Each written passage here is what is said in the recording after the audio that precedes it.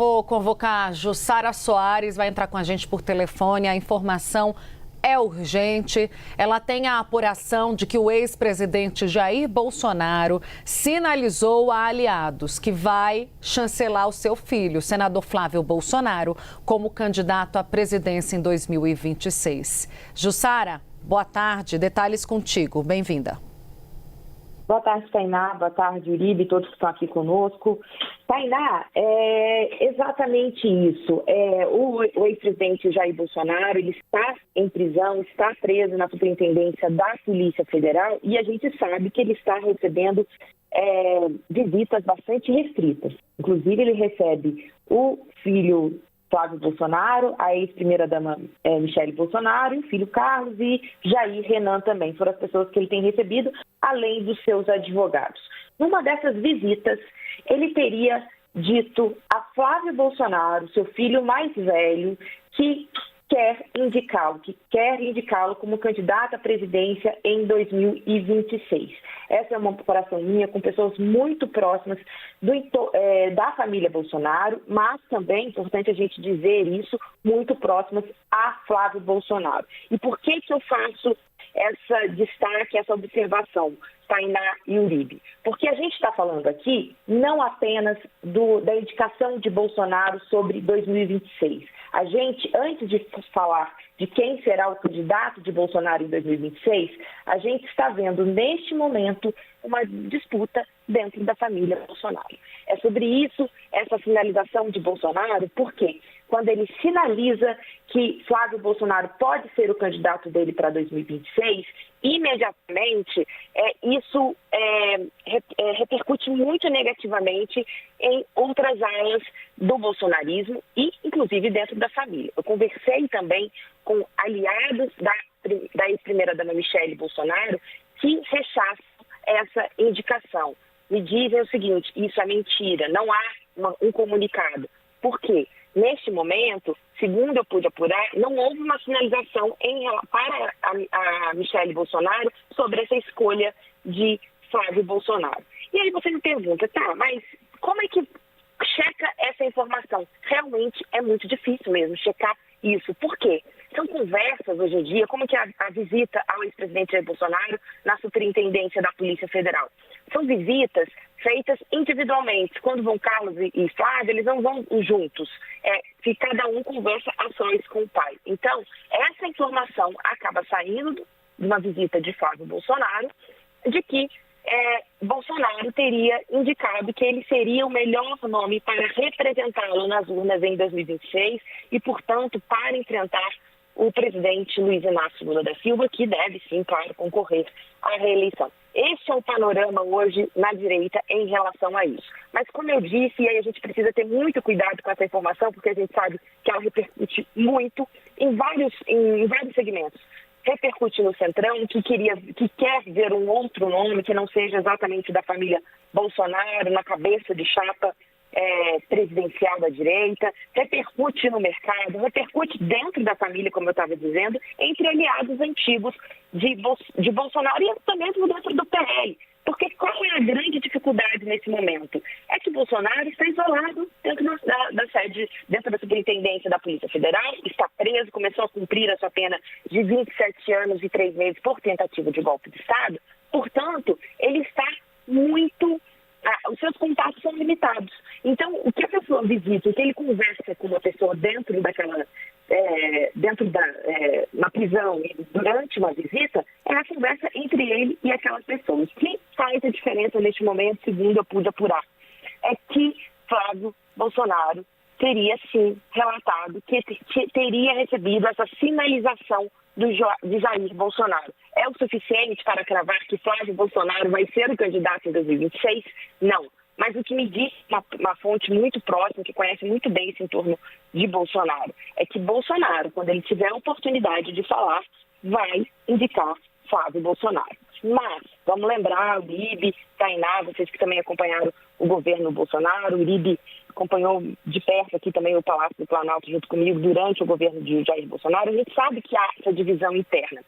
E aí eu chamo a atenção, e vocês podem me interromper se tiver alguma dúvida, que essa sinalização, essa notícia de sinalização que teria sido dada a Flávio Bolsonaro durante essa visita, ela ocorre ao final de uma semana que começa com uma crise envolvendo Michele Bolsonaro. Vocês lembram que no final de semana ela foi contra a aliança entre o PL e Ciro Gomes no Ceará. Isso aconteceu no final de semana. Na terça-feira foi convocada uma reunião que tinha o intuito de enquadrá-la, segundo me disseram os integrantes do PL. Só que o que aconteceu? Houve a reunião e ao final dela, Michele saiu vitoriosa. Por quê? O acordo que tinha no Ceará com o Ciro Gomes foi suspenso. E era um acordo que o próprio Valdemar já tinha falado sobre ele, Valdemar Costa Neto, presidente do PL, que teria, inclusive, passado e tido aval de Bolsonaro. Então, a mensagem era que Michele saiu fortalecida nesse embate. A gente lembra que ela acabou sendo desautorizada pelos filhos logo depois que ela fez essa declaração, mas ao fim ficou a sensação de que Michele tinha prevalecido. É o que a gente tem falado, né, Jussara Soares? A gente cobriu muito de perto o governo Bolsonaro. Não se crava nada, a não ser que seja na boca do próprio ex-presidente. É a mesma coisa que a gente fala de Luiz Inácio Lula da Silva. Gera muita desconfiança. Eu estava conversando com algumas fontes do Congresso Nacional, que uma escolha seja feita por Flávio Bolsonaro e comunicada apenas a Flávio Bolsonaro. E aí Flávio Bolsonaro teria mencionado isso a outros. Inclusive a informação que me chega é que ele já teria manifestado isso a Tarcísio de Freitas para avisá-lo da escolha do próprio Flávio Bolsonaro. Então é preciso que a gente tenha cautela e esperar um posicionamento formal de Jair Bolsonaro, seja uma nota oficial. E aí seja de outro interlocutor, talvez Michele Bolsonaro. A própria Michele Bolsonaro pode atestar se Jair Bolsonaro escolheu Flávio Bolsonaro ou não. A questão é que essas informações de bastidor sempre acabam pegando mal junto ao mercado financeiro, que se apressa sempre e acaba ganhando dinheiro com essas informações. A gente viu que a Ibovespa perdeu mais de 4 mil pontos apenas com essa informação. O dólar está chegando a 5,43. Isso mostra que isso gera preocupação no mercado financeiro, porque não é segredo para ninguém, o mercado financeiro tem uma preferência por Tarcísio de Freitas e não por Flávio Bolsonaro. Jussara Soares, a gente tem que observar exatamente como vai ser essa escolha de Jair Bolsonaro. E ele e o Flávio já tinham dito, o escolhido vai ser apenas em 2026, né? Exatamente, Uribe. Tem muito tempo ainda para essa escolha de fato ser feita. E é um cálculo que passa não apenas por aliança, passa por a questão, como eu disse, interna da família. A primeira reação do entorno de Michele Bolsonaro é que essa sinalização de que Bolsonaro vai escolher Flávio como candidato a 2026 não é verdadeira, porque Michele não teria sido comunicada sobre isso, exatamente isso que você estava falando. Então, é uma informação que ela vem, claro, depois de uma visita de Flávio Bolsonaro ao seu pai, ocorre isso, mas eu lembro também, antes mesmo dessa informação vir a público, já tinha uma apuração que Flávio Bolsonaro vinha se movimentando nos bastidores com o aval do pai, enquanto o pai ainda estava em prisão domiciliar, para tentar ser o nome da direita. E naquela ocasião, eu conversava com muitos integrantes também do Centrão, que eles me diziam o seguinte: olha, de fato, estamos analisando, é uma possibilidade, mas é preciso ver a viabilidade. Então, não é muito simples neste momento. Claro que o presidente do PL, Valdemar Costa Neto, diz que vai seguir a orientação de Bolsonaro. Que Bolsonaro decidir é o que o PL vai lançar como candidato a presidente em 2026. Mas está certo, a gente ainda está em dezembro, tem muito tempo ainda para a confirmação desse nome do candidato a presidente. E tem uma coisa que é fundamental também a gente colocar nessa disputa familiar que eu digo, porque antes de chegar à disputa de 2026, a gente precisa entender como sobreviverá o bolsonarismo com Bolsonaro fora de cena, porque ele está preso. E aí a gente tem esses dois nomes: Flávio Bolsonaro, que é o senador da República, filho mais velho do ex-presidente, e também visto como o nome mais pragmático da família Bolsonaro. Do outro lado, Uribe e Tainá, a gente vê Michele Bolsonaro, que nessa semana resgatou um discurso muito parecido com o do ex-presidente em 2018, que é praticamente um discurso distante da política, crítico à política. Inclusive, foi assim que ela justificou a crítica dela, a versão dela a uma possibilidade de apoio do PL a Ciro Gomes. Então, quando ela, depois dessa crise toda, que ela foi desautorizada pelos filhos do ex-presidente, e ela faz uma carta aos enteados, fica muito claro isso, que é o seguinte: olha, eu não posso relevar as críticas feitas pelo Ciro Gomes. E aí, o que isso foi entendido também pelo bolsonarismo, eu já devolvo para vocês, foi entendido que Michele, neste momento, tem, pelo menos entendido nas redes sociais, tem feito uma defesa intransigente do ex-presidente Jair Bolsonaro, portanto, agradando os seus eleitores mais fiéis. Perfeito, Jussara, até porque vem essa história do Flávio que a Jussara traz agora, nessa sinalização que foi dada depois dessa conversa com o próprio filho, ela vem também no momento em que, assim que Bolsonaro foi preso, vocês devem ter ouvido também, muita gente do núcleo duro do bolsonarismo, muitos parlamentares no bastidor dizendo que a grande aposta naquele momento, eu estou falando de 2 semanas atrás, tá? Um pouquinho mais do que isso, talvez.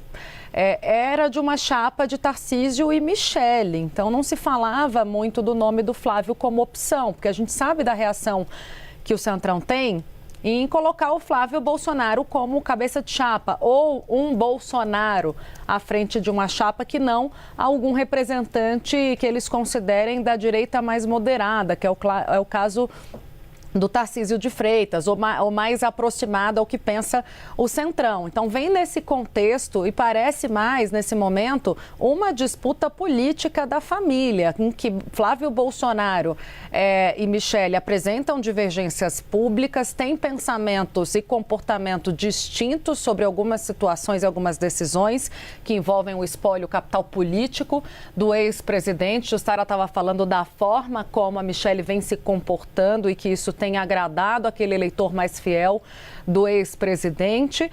Então, me parece nesse momento mais essa disputa interna entre os familiares do ex-presidente sobre, mais uma vez, o capital político de Jair Bolsonaro. Até ser sacramentado e sair da boca do ex-presidente, o que a gente vai ver provavelmente é um anúncio formalizado com todos eles aparecendo publicamente para essa definição, a gente trata com muita cautela, até porque meses atrás a gente já tinha dado uma informação, já tinha circulado entre os jornalistas, algo semelhante sobre Tarcísio de Freitas, de que Bolsonaro, numa conversa antes de ser preso com Tarcísio de Freitas, teria sinalizado a ele essa sucessão.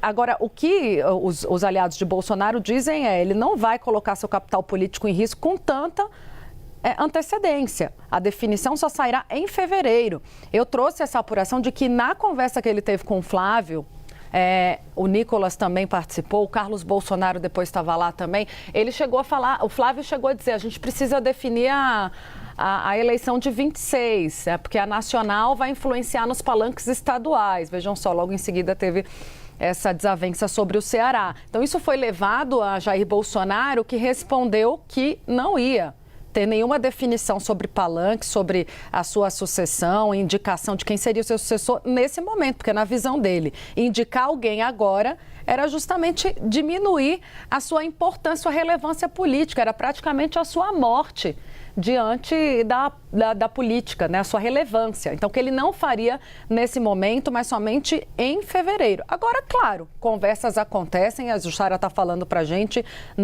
é possível que isso tenha sido sinalizado e que isso esteja sendo construído. Quer dizer que será dessa forma? A Jussara bem pontuou. Não, é preciso, Jussara, combinar com os russos também, quem são eles, né?